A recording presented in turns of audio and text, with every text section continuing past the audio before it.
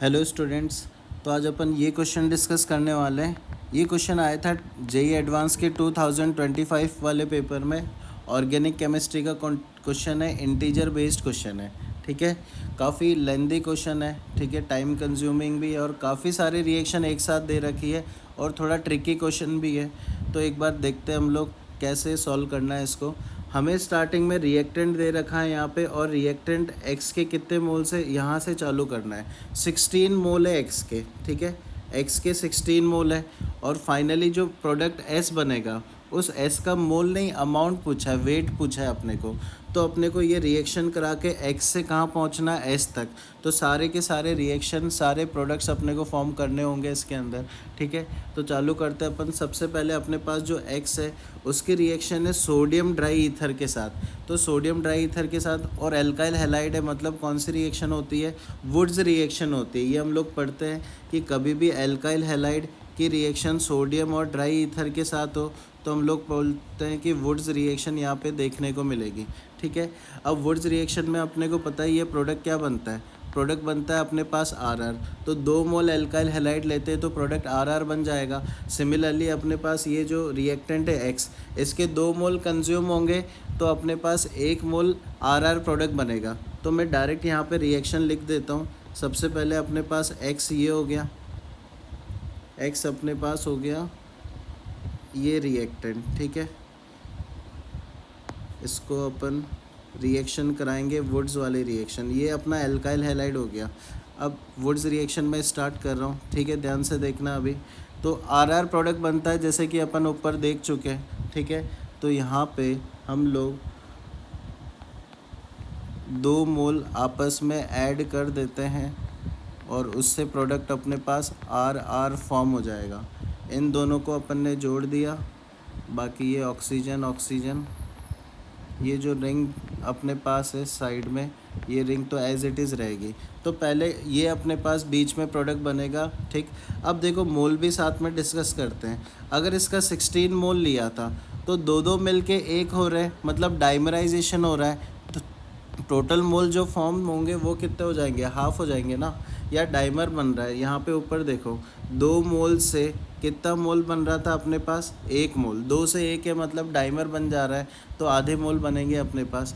फिर अब वापस आते हैं क्वेश्चन में। आगे क्या दे रखा है अपने को क्वेश्चन में, आगे अगले स्टेप में बोला हाइड्रोलिसिस करानी है। ठीक है, तो अपन इसका हाइड्रोलिसिस करा देते हैं अगले स्टेप में। और जैसे ही हाइड्रोलिसिस होगी, और ईथर के हाइड्रोलिसिस से हमें पता है कि क्या बनेगा अपने पास, 2 ईथर है। एक कार्बन पे देखो यहाँ पे क्या है, ये भी ऑक्सीजन है, ये भी ऑक्सीजन, ये भी ऑक्सीजन, ये भी ऑक्सीजन, दोनों तरफ सेम है। एक तरफ की बात कर लेते हैं हम लोग, तो दोनों तरफ ऑक्सीजन है, हाइड्रोलिसिस होगा, दोनों तरफ से बॉन्ड ब्रेक होगा, 2 OH OH आ जाएंगे यहाँ पे, 2 OH आएंगे। और 2 OH एक कार्बन पे अनस्टेबल है, फिर से वाटर निकल जाएगा। कुल मिला के अपने पास फाइनल क्या बनेगा, यहाँ पे एल्डिहाइड बनेगा। ठीक है, तो दोनों ही बेंजीन रिंग के ऊपर अपने को क्या देखने को मिलेगा, यहाँ पे एल्डिहाइड देखने को मिलेगा। मैं एक बार फिर से बता दूँ, देखो ऐसा है, यहाँ पे अपने पास ये क्या प्रेजेंट है, हमारे पास यहाँ एसिटल प्रेजेंट है। एसिटल का जब भी आप लोग हाइड्रोलिसिस कराते हो, जब भी हाइड्रोलिसिस कराते हैं तो हमें पता है कि क्या बनता है, एसिटल का हाइड्रोलिसिस कराने पे एल्डिहाइड बनता है। तो यहाँ पे भी एल्डिहाइड बनेगा, क्योंकि 2 अपने पास एसिटल प्रेजेंट है। ऊपर देखो 2 एसिटल है, एक यहाँ पे एक यहाँ पे। तो 2 एसिटल के हाइड्रोलिसिस से क्या बन जाएगा, 2 एल्डिहाइड बन जाएंगे। और 2 एल्डिहाइड बन गए। ठीक है, तो वापस आ जाते हैं तो हमें पी प्रोडक्ट मिल गया। ठीक है, ये प्रोडक्ट है पी अपने पास, इसका नेमिंग कर देते हैं साथ में पी। अब साथ साथ में चलते हैं। अब जो पी बना है अपने पास उसका मोल कितना होगा, तो पी का मोल अपने पास, मोल साथ में लिख लेते हैं। पी का यहाँ पे 8 मोल होगा, क्योंकि पी ऊपर वाले हाइड्रोलिसिस से बना, ऊपर 8 मोल थे यहाँ पे। तो पी के भी कितने मोल होंगे, 8 मोल होंगे। फिर अगली रिएक्शन में आते हैं। पी की जो अगली रिएक्शन है उसमें NaOH के साथ हीट करा हुआ है। ठीक है, तो आप एक चीज़ देखो, रिएक्शन में अपने पास एल्डिहाइड है और बेसिक मीडियम में प्रेजेंट है। तो 2 रिएक्शन हम लोग यहाँ पे देखते हैं। ठीक है, कौन कौन सी, एक हम लोग को दिमाग में आती है एल्डोल रिएक्शन, एक दिमाग में आती है कैनिज़ारो रिएक्शन। लेकिन यहाँ पे देखो आप, अल्फ़ा हाइड्रोजन प्रेजेंट नहीं है पी के अंदर, अल्फ़ा हाइड्रोजन नहीं है, मतलब कैनिज़ारो रिएक्शन होगी। और एक ही मॉलिक्यूल में अगर 2 एल्डिहाइड प्रेजेंट हो तो हम लोगों ने पढ़ा इंट्रामोलिकुलर कैनिज़ारो होती है यहाँ पे। तो यहाँ पे मैं लिख देता हूँ कौन सी रिएक्शन होगी, इंट्रामोलिकुलर कैनिज़ारो रिएक्शन होगी। ऊपर वाली जो फर्स्ट रिएक्शन है वो कौन सी थी, ऊपर वाली वुड्स रिएक्शन थी, ठीक है। सेकंड वाली कौन सी रिएक्शन थी, सेकंड वाली अपने पास हाइड्रोलिसिस रिएक्शन थी। तीसरी वाली इंट्रामोलिकुलर कैनिज़ारो है, और इंट्रामोलिकुलर कैनिज़ारो में एक का ऑक्सीडेशन होता है, एक का क्या होता है, रिडक्शन होता है, ठीक है। एक मिनट, यहाँ पे स्ट्रक्चर अपने पास थोड़ा सा चेंज आएगा। ये जो ऊपर रिंग अलग अलग थी, इसको मैं सही से ड्रॉ कर लेता हूँ। तो ये अपने पास स्ट्रक्चर बना था इसका पी का, ठीक है। अब इसका अपने को कराना है इंट्रामोलिकुलर कैनिज़ारो। तो एक का ऑक्सीडेशन एक का रिडक्शन होगा, तो हमें पता है फाइनली क्या बनता है, एक तो क्या बनता है अपने पास अल्कोहल, और एक क्या बनता है, कार्बोक्सिलिक एसिड का सॉल्ट बनता है, ठीक है। लेकिन उसने अगले स्टेप में हाइड्रोलिसिस भी करा रखी है। देखो अगले स्टेप में अगर क्वेश्चन में देखोगे तो यहाँ हाइड्रोलिसिस करा रखी है, तो मैं हाइड्रोलिसिस करा दूंगा, तो फाइनली जो प्रोडक्ट है यहाँ पे, ये जो कार्बोक्सिलिक एसिड का सॉल्ट बन रहा है वो H+ लेके यहाँ पे एसिड में कन्वर्ट हो जाएगा। तो यहाँ तक कोई दिक्कत नहीं, ठीक है। ये जो प्रोडक्ट बना है इसका नाम क्या है, Q है। लेकिन एक चीज़ ध्यान रखनी है, जो Q है उसका यील्ड 50% दे रखा है। क्वेश्चन में हर जगह यील्ड दे रखी है। पहले में यील्ड 100% थी तो कोई दिक्कत नहीं थी, वो बना दिया अपन ने। लेकिन इस बार अपन क्या बोलेंगे, यील्ड 50% है, मतलब आधा ही प्रोडक्ट बनेगा, ठीक है। जो प्रोडक्ट Q है वो आधा बनेगा।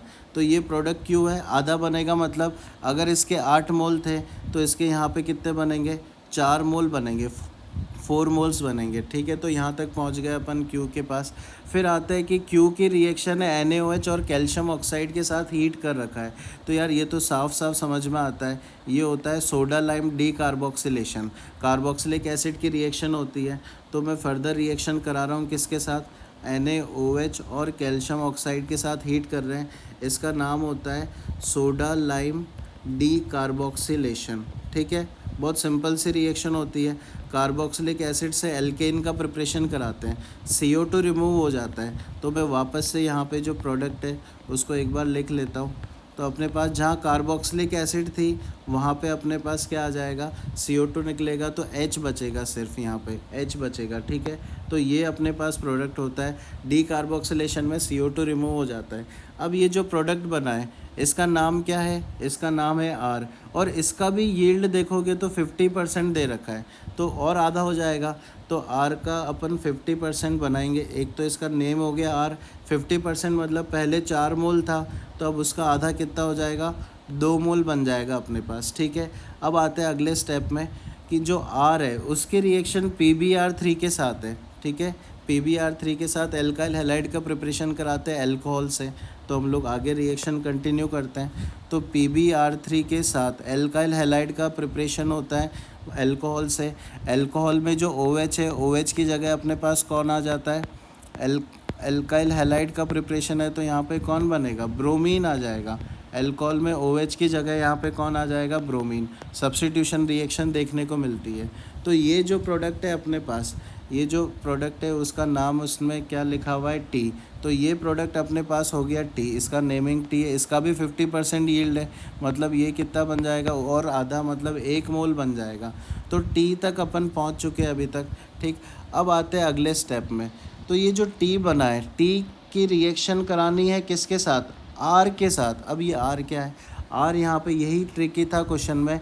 आर अपने पास ये जो बना था ना, उसी आर को यहाँ पे रिएक्टेंट के फॉर्म में लेना है। समझ में आ गई बात। और साथ में NaH भी दे रखा है, ठीक है। तो टी, आर और NaOH तीनों की एक साथ रिएक्शन अपने को करानी है। तो टी तो ये हो गया। अब टी के साथ अपने पास और क्या प्रेजेंट है, आर। तो टी के साथ आर मतलब ये अपने पास ये जो है ये भी रिएक्टेंट की फॉर्म में, और साथ में अपने पास NaH भी प्रेजेंट है। तो NaH भी लिख देता हूँ। तो यार देखो NaH क्या है अपने पास, इसके अंदर हाइड्राइड प्रेजेंट होता है, और हाइड्राइड जनरली रिड्यूसिंग एजेंट होता है अपने पास, ठीक है। H- रिड्यूस करता है, लेकिन इतना अच्छा रिड्यूसिंग एजेंट नहीं है। यहीं पे आप लोग को 2 बातें ध्यान रखनी है। H- यहाँ पे एज ए न्यूक्लियोफाइल भी बिहेव करता है, और H- एज ए बेस भी बिहेव करता है। पर H- इतना अच्छा न्यूक्लियोफाइल नहीं होता है जितना अच्छा बेस होता है वो। तो यहाँ पे एक डाउट आता है कि ये जो H- है, अगर एज ए न्यूक्लियोफाइल रिएक्शन करता है, अगर न्यूक्लियोफाइल की तरह रिएक्शन करता है तो यहाँ पे जो ब्रोमीन है उसका सब्स्टिट्यूशन करा देगा और ब्रोमीन की जगह H लग जाएगा। पर मैंने क्या बोला कि H माइनस ज़्यादा अच्छा बेस है, वो एसिडिक हाइड्रोजन रिमूव करना चाहेगा सब्स्टिट्यूशन के बजाय, ठीक है ना। तो यहाँ पे एज ए बेस बिहेव करेगा। तो अपने पास जो R रिएक्टेंट है ना, R रिएक्टेंट मैं साइड में ड्रॉ कर रहा हूँ, ये R रिएक्टेंट के अंदर एसिडिक हाइड्रोजन है। तो यहाँ पे जो हाइड्राइड है ना उसके पास दो ऑप्शन है, या तो वो Br को सब्स्टिट्यूट कर दे या फिर अल्कोहल में जो एसिडिक हाइड्रोजन प्रेजेंट है यहाँ पे ये वाला, इसको रिमूव कर दें। तो हम लोग क्या बोलते हैं, H माइनस हाइड्राइड माइनस ज़्यादा स्ट्रॉन्ग बेस होता है एज़ कम्पेयर टू न्यूक्लियोफाइल। तो यहाँ पे वो क्या करेगा, एज ए बेस बिहेव करेगा, मतलब ये एसिडिक हाइड्रोजन रिमूव करेगा R से, ठीक है। तो पहले तो अपन यहाँ पे इंटरमीडिएट बनाते हैं कि ये R के साथ रिएक्शन करता है NaH, तो यहाँ पे एसिडिक हाइड्रोजन रिमूव करने के बाद यहाँ पे बनेगा अपने पास O माइनस।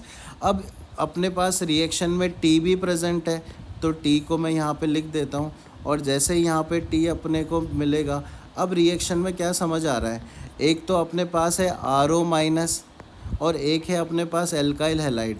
इन दोनों की रिएक्शन है, और इन दोनों की रिएक्शन कौन सी रिएक्शन होती है अपने पास, ये रिएक्शन को अपन बोलते हैं विलियमसन ईथर सिंथेसिस रिएक्शन होती है, ठीक है। बहुत सिंपल सी रिएक्शन है, ईथर का प्रिपरेशन होता है, ठीक। ये RO माइनस अटैक करता है और यहाँ पे Br का सब्स्टिट्यूशन है, ROR ईथर बनता है। तो यहाँ पे अपन क्या कराएंगे, यही रिएक्शन कराएंगे, ये RO माइनस इस पर अटैक करेगा और Br का सब्स्टिट्यूशन हो जाएगा। तो जो फाइनल प्रोडक्ट अपने को देखने को मिलेगा यहाँ पे, तो मैं वो यहाँ पे ड्रॉ कर देता हूँ, ये अपना फाइनल प्रोडक्ट हो जाएगा, ईथर अपना फाइनल प्रोडक्ट देखने को मिलेगा। तो इसका काफ़ी बड़ा स्ट्रक्चर है, एक बार ध्यान से स्ट्रक्चर देख लो क्या बन रहा है, और यही अपना फाइनल आंसर भी हो जाएगा, ठीक है। ये अपना फाइनल प्रोडक्ट देखने को मिलेगा। एक कार्बन और आएगा इसके अंदर, एक कार्बन और है ऊपर वाली रिंग में भी, और बीच में ऑक्सीजन। ये जो फाइनल प्रोडक्ट बना है इसी का नाम है अपने पास, कहाँ गया क्वेश्चन, ये रहा, इसी का नाम S है, और इसका भी यील्ड 50% है, ठीक है। तो इसका नाम दे देते हैं पहले, तो इसका नाम S है, इसका यील्ड 50%। तो यील्ड अपन देखें तो लास्ट टाइम पे अपने पास कितना मोल बना था, 1 मोल। तो यहाँ पे अब कितना मोल बन जाएगा, 0.5 मोल बन जाएगा। और जैसे ही 0.5 मोल बना, अब अपने को इसका वेट पूछा है, तो वेट निकाल लेंगे। पहले इसका मॉलिक्यूलर फॉर्मूला निकालते हैं कि मॉलिक्यूलर फॉर्मूला, उससे मॉलिक्यूलर वेट आएगा। तो अगर टोटल यहाँ पे कार्बन तुम काउंट करोगे, टोटल कार्बन सारे काउंट करने इसके अंदर, तो अपने पास यहाँ पे 4 रिंग है टोटल, चारों रिंग को मिला के अपने पास कार्बन काउंट करने, ठीक है। कितने हो जाएंगे अपने पास, चारों रिंग को मिला के अलग अलग लिख लेते हैं। एक C6H4 वाली 2 रिंग है, उसके अलावा C6H5 वाली 2 रिंग है, उसके बाद 2 CH2 मतलब C2H4 हो गए, और ऑक्सीजन एक ही है। तो ये आ गया अपने पास। अब इसका अगर मॉलिक्यूलर वेट निकालोगे, टोटल अपने को ऐड करना है मॉलिक्यूलर वेट सबका, तो मैं एक बार ऐड कर देता हूँ सबका। हाँ, तो इसका मॉलिक्यूलर वेट ऐड कर लिया मैंने, और ये आ रहा है अपने पास 350 ग्राम। तो अब फाइनली वेट निकाल लेते हैं। वेट होता है मोल इनटू मॉलिक्यूलर वेट, और मॉलिक्यूलर वेट है 350, मोल है 0.5, तो फाइनल आंसर क्या आ जाएगा, 165 ग्राम आ जाएगा। तो इंटीजर बेस्ड क्वेश्चन था, अपने को 175 वहाँ पे फिल करना है।